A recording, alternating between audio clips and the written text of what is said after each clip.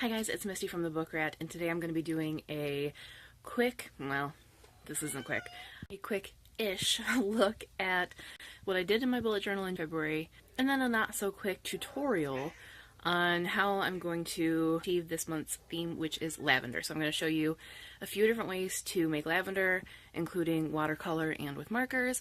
Very sketchy, very loose, very easy for anyone to do, I promise. I apologize for the fact that we're going handheld. I am home now, as you can see by my books behind me, but I wasn't home when this was recorded. You know, angles are a little weird. It's a little shaky at times. So if you would like to see how this month's theme comes together, then keep watching. Let's take a look real quick at last month. So here is February. This was the February theme, which was roses. And as you'll see, I did a little sort of Dutch door style, which I intend to do for the duration of this bullet journal. Here's a kind of close-ups of that.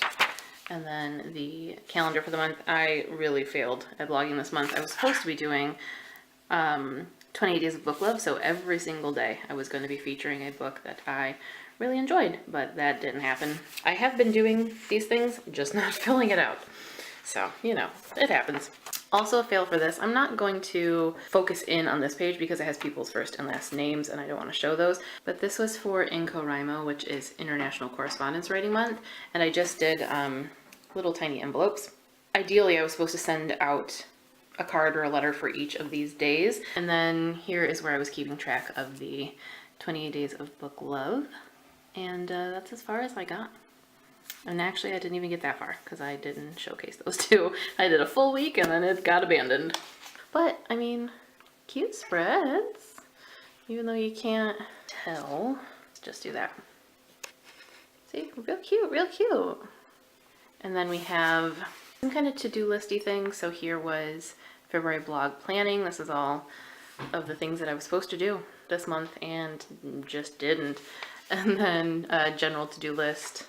Again, I didn't use the bullet journal as much as I should have this month, but I mean, I did do some of these things, they just didn't get checked off. Some more rose details. Here we have my February reading log. So again, this is something that I've been doing and will continue to do. I've been logging the time spent as well this month, so I kind of get an idea of how much time I actually read each day. But once again, read every day, read some good things, also abandoned some things, but keeping that streak going. And then the last one we have is February dinners. That's as far as I got for this. I didn't use any other pages for February, again, just because my schedule was kind of all off and crazy. This is the last day. It's the 28th, so I have eaten in these last days, but again, I just wasn't logging things. But yeah, so that's February. Let's go ahead and move into March. First, I'm going to start off with a little bit of a sketch tutorial-ish thing. So you may remember if you watched last month's, I showed you this little kind of lavender watercolor sketch that I did that I was planning on doing for this month. And watercolor is not ideal for the bullet journal that I have. The paper is too thin, but I am actually going to go for it anyway, and we'll see how it happens. But I've been kind of experimenting. I'm going to be doing two different things. So after I made that little sketch, I thought those would make really cute cards. So I made a bunch more. Hi. Hello, Peter. Excuse you, sir. I made a bunch of little lavender doodles. Make really cute cards. So I'm going to, this is a mixed media sketch pad, so it's heavy duty enough to take light watercolor. I'm going to cut these out roughly where the fold lines are and back them, I think, with some purple paper and then pop them on some cards to be different things, thinking of you and whatever. But so this is one of the ways that I'm going to kind of incorporate the lavender, is this kind of different shades of purple and scribbly. I also really like to do a not outlined, very soft lavender, so that is something that you can also incorporate. I will show you how to do both of these things. But I also have some other ways that you can do lavender that's less scribbly if you like a more structured and realistic approach, and also that don't use watercolor in case you, like me, have a bullet journal. It's just not ideal for that. So real quick, I'm going to show you some of the things. That was probably so loud. Real quick, I'm going to show you some of the ways that you can kind of incorporate this theme in your bullet journal or little artsy things that you want to do, whatever it may be. But I just realized I didn't grab my paint, so 1 second. All right, so I have this little kind of cheat sheetish type thing that I made. This is a little travel watercolor card. So what I did was squeezed out sections of watercolor and then painted a little bit so I can see what color it is. And then I can actually use this on the go if I don't need a ton of paint. So this is perfect for today. Because I'm not at home and don't have my supplies, I'm actually going to use the back of a ceramic plate. So it'll work as a waterproof surface for this. And I'm not going to be using a ton of paint or water, but I'm going to show you what I did. Using this little card, I'm going to first start by putting a little bit of water on my plate so that I've got a pool to work with, because I want very, very pale paint color. And I'm going to use a little bit of a purple. In this case, it's a dioxazine purple, way down here.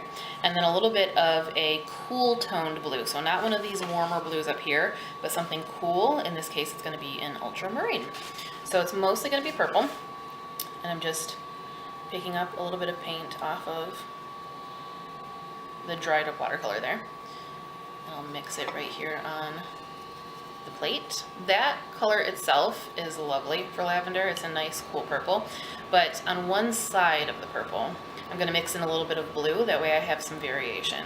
So just a little bit of ultramarine, and that kind of tones it, so I've got two different purpley shades to work with. And then the strength of them, so how dark the color is, just depends on how much water you use. So in order, oh god, right into the water, that's nice. So the way you do this is super, super simple. You're just going to, starting out with a lot of watered down, very pale color, because you want to always start with your palest color when you're working with watercolor.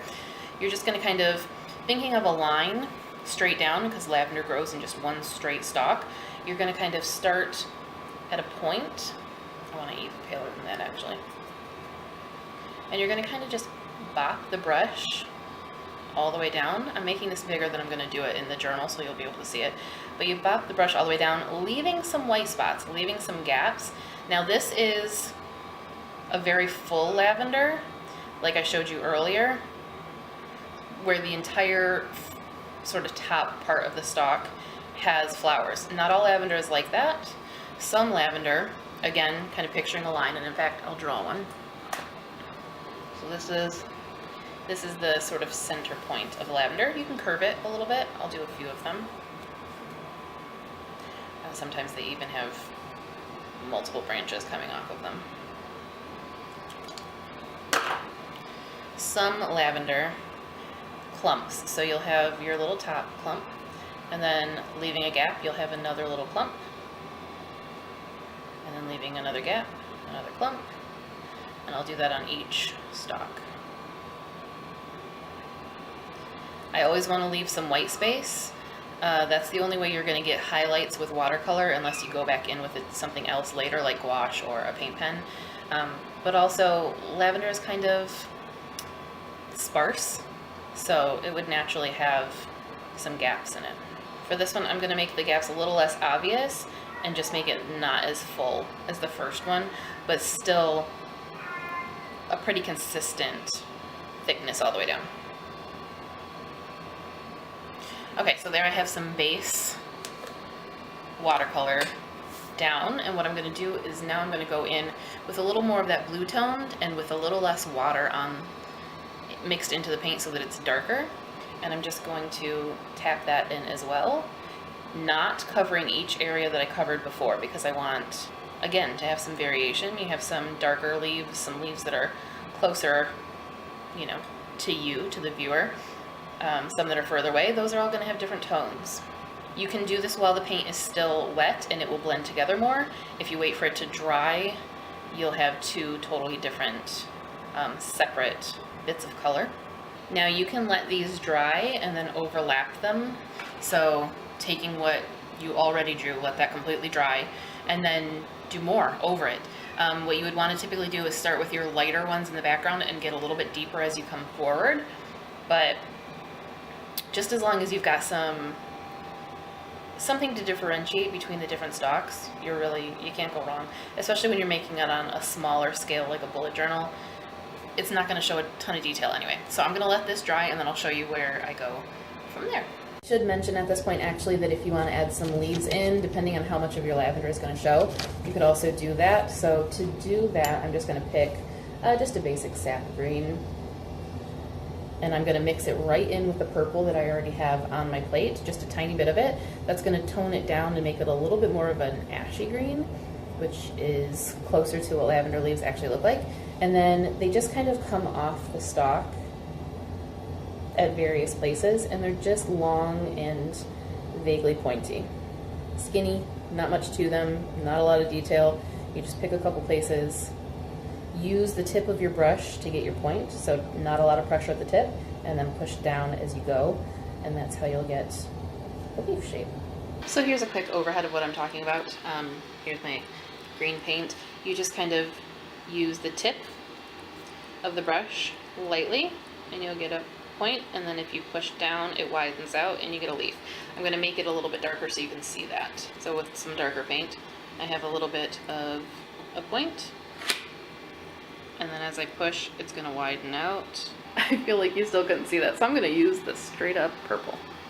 Tip of the brush, and then as you push, it widens up. As you let go, it gets thinner again. So lavender leaves just kind of do that periodically. And again, you can overlap a little bit if you want, because if you have a bunch all together, they would overlap. While we're waiting for that to dry in the big book, we might as well show you in the small one, right? I'm actually going to flip to a completely clean page, and I'm going to go straight in with some color. The other thing to worry about when you're doing watercolor on paper that's too thin is buckling, so the paper will warp and bubble. You can get around that by taping it down if it's something that's removable, but if it's not, you know, you can try weighting it. It doesn't necessarily work a ton, but as long as you don't use too much water and don't let it pool a ton, you're normally fine. Another tip for you is to never do things exactly the same, especially if it is something that's supposed to be organic, like a flower. If you start them all at the same height, end them all at the same place, have the flowers falling in the same way, it's gonna look really unnatural and spoil the illusion. So we'll come back to this in a minute. All right, phase 2 is to define the lavender. Now you could definitely leave it at this stage. This is what it looks like.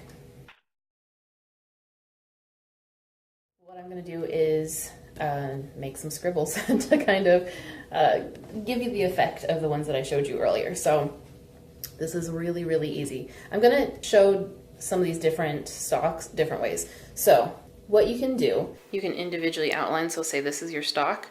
You can make little leaf shapes.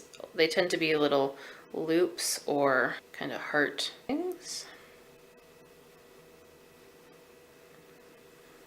And you can make them as, you know, even as you want, or, you know, as crazy shaped as you want. This might depend on the type of lavender you're going for. So here's some mildly scribbly ones. And again, remember, inconsistency is your friend, because you don't want everything to look alike. You know, you're not always going to be seeing the front of a leaf. You might be seeing the side of a leaf, the back of a leaf, flower, whatever it may be. The other way that you can do it, and I'm just going to continue down this one, is to straight up scribble. So you can go all the way down if you want. I try to keep the scribbles facing upward for the most part, because the leaves would be. And I also try to kind of keep this rough shape. Not that wide necessarily, but definitely coming to a taper at the top. Again, I leave some gaps. I leave some moments for white to show through. When this is over top of color, it really doesn't look crazy. I mean, that's what I did here, and it looks like sketchy lavender. So I'll show you on these ones that we just did. I'm going to draw a stem, just parts of it actually, because you're not always going to see the whole stem.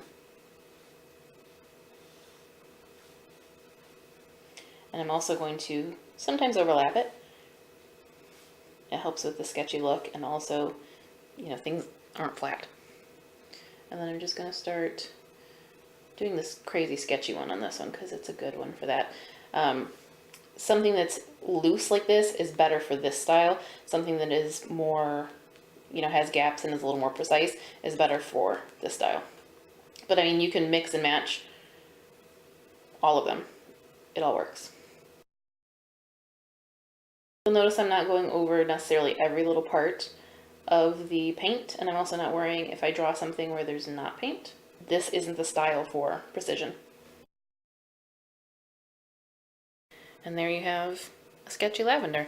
Now over here you can do some of those more precise ones if you want. Again, I'm still avoiding completely matching with my paint because this still is a sketchy style even if it is more precise.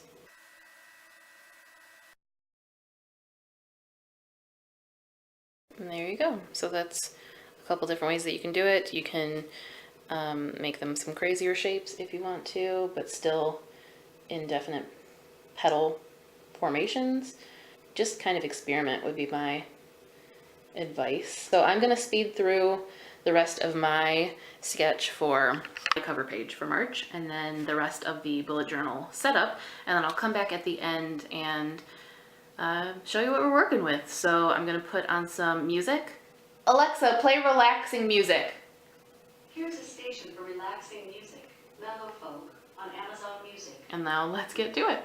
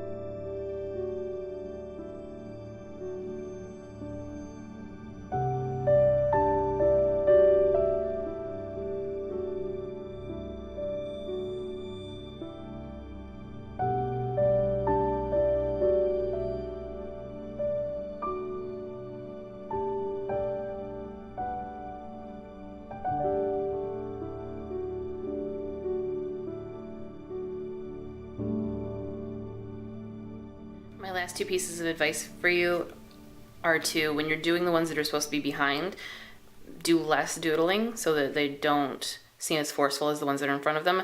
And then when you're all done with the sketch, see if there are any areas that you want to, you know, add something that there wasn't.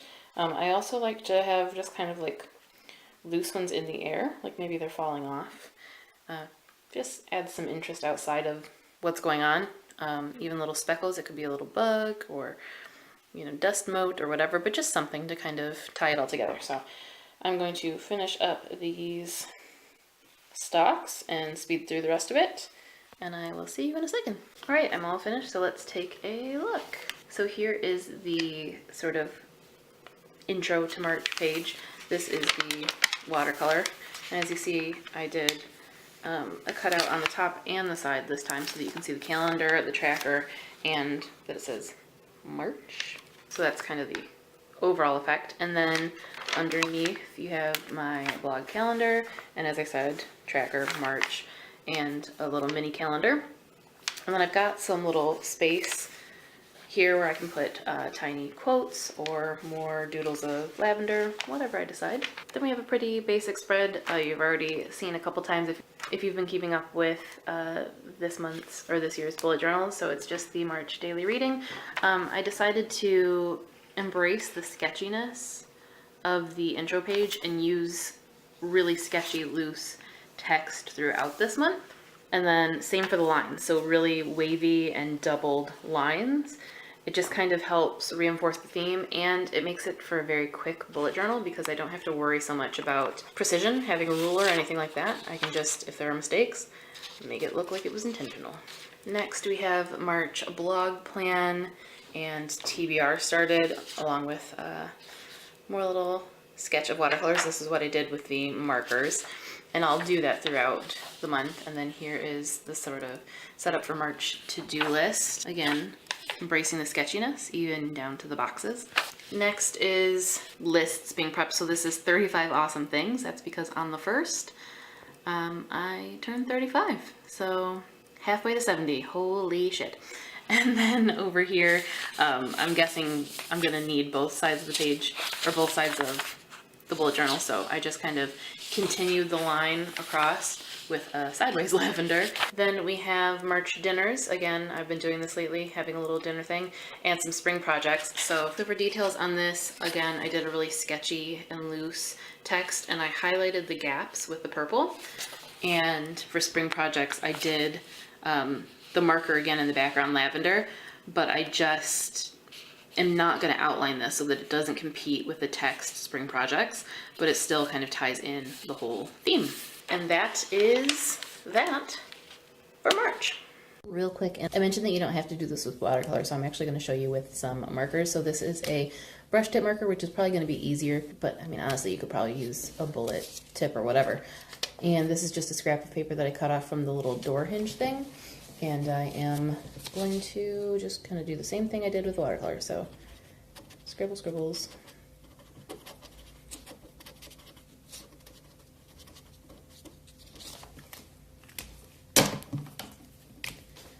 Leaf and stem scribbles, like so. And I'm going to use a very thin pen on this one. And there you have it with marker. So there you have it. That is my theme for the month of March. That is how I personally do lavender, at least in this sort of quick, sketchy style that really works well for a bullet journal, I think. Let me know if you bullet journal, what your theme is for the month, if you do themes, and if you're going to incorporate this lavender at all. I would love to see it. Tag me on Instagram or Twitter. I would love your take on the lavender sketches. And if you have any bullet journal spreads that you think I should include in this month's theme, I would love to hear about them then. But that is all for now. Thank you guys for watching, and I will see you again real soon. Petey, are you supposed to be on the table, buddy? I feel like the answer is no. Did you know that curiosity killed the cat? Had you heard that before? Petey! Buddy! Why are you doing that? He literally has not made this noise the entire time I've been here.